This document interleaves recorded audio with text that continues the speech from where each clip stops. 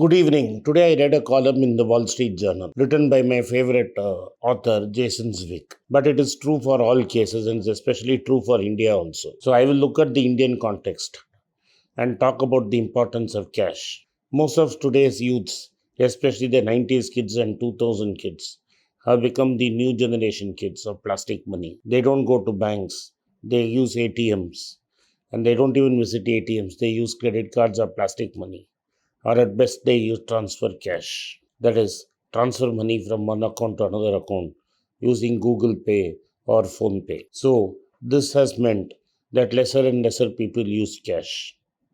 There are no absolute statistics for India to tell how much cash transactions have declined.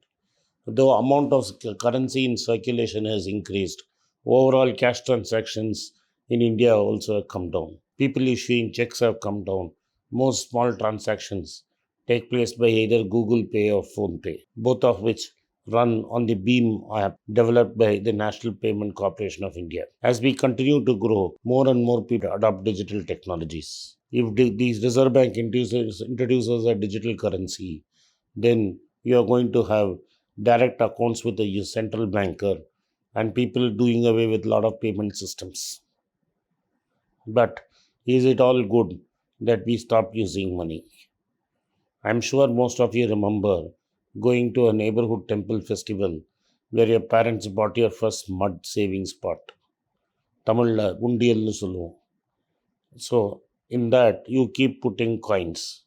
In fact, in yesterday I was talking to Pramila of BBC, who regularly interviews me. Then she sent me a photograph saying from my talks she has been inspired to set up two undiyals, one for service, one for her savings, and every day she fishes all her changes and puts it into it. In America, people had cast iron banks into which coins were put. Later, bank accounts opened cub accounts where people started saving few to encourage their children to save few cents of money, and over a period of time it would grow into large amount to buy presents during Christmas. Warren Buffett himself started by doing paper routes, currency in cash, enjoyed the counting of dollars, putting rubber bands over it and storing it in his drawer, and then transferring it to the bank to buy some shares.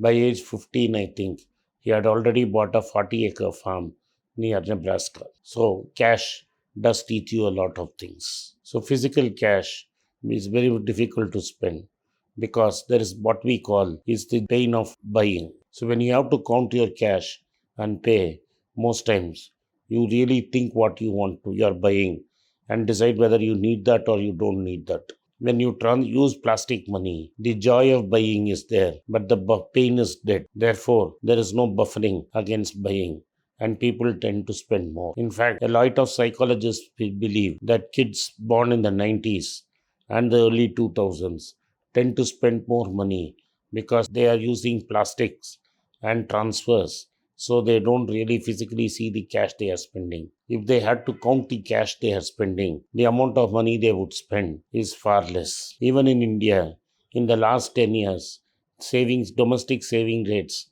have declined. People have stopped saving money. One of the reasons could be that the cheap availability of credit to the retail sector. This means people use plastic money to buy whatever they want, whenever they want, and pay it later.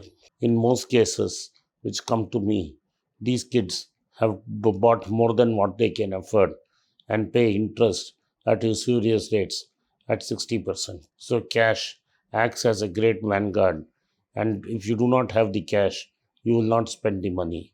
And when you do not spend the money, then you save the money. Cash is king, especially because it stops you from doing wasteful consumption when you don't have money. Take a marriage. If nobody took plastic money or accepted digital transfers, then the very act of physically withdrawing the money and putting it out would mean that we would consume less. there is definitely a big neural change where brain scans have shown us that certain areas of the brain light up when we start shopping. Like cocaine is addictive. Shopping using plastic cards is also addictive. And there is a term these days called alcoholics, that is, people who are addicted to shopping. In fact, there is a saying, shop until you are dead. Because Bill Clinton said, the American economy is a consumption economy.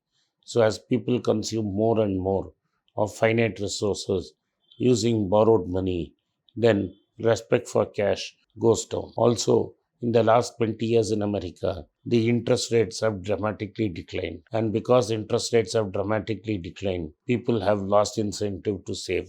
Therefore, when people don't save because of low interest rates, automatically they spend the money they have, and they also take debt to spend money which they do not have. What the pandemic has shown us is that cash is king, because most of these new kids have hoarded on cash because they did not know what would happen in the pandemic. The average cash in hand with an American family after surveying more than 100,000 people was that $533 of cash was hoarded. This is not true of America alone. It is also true of India, where during this great COVID crisis, lot of cash was found to be in circulation. Most formal families, which knew that they may have to spend a lot of money, started storing cash. In fact, there was a shortage of particular notes in the system. What happens when you pay by card is you don't realize how much you are paying, how you are borrowing, and whether you can repay. By the time we realize we cannot repay, the money has been spent. The joy of buying is over, and now the pain comes of paying. So, doing away with cash is not a bad idea. That is why the guy, and psychologically we are addicted to keeping cash. That is why the new currency is not bit money, but is called Bitcoin, because you would like to keep and hold the coin with you. If you manage to do this across and spend by paying cash instead of cards, you would be doing yourself a great favor. Thank you for watching. Be rich.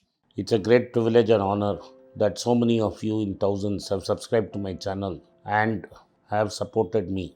I have written 2 books in English, The Alchemy of Money and Ordinary Stocks, Extraordinary Profits. These books are published by us and are ready. If you want to procure a copy, send us a message to the WhatsApp number given below and my team would respond to you. If you want an Amazon Kindle copy, you can click the link below. Finally, those who wish to consult with me can send a mail to berichenglish@gmail.com. Once again, I thank you for your support. If you like this video, press the subscribe button of my channel, hit the like button and turn on the bell notification.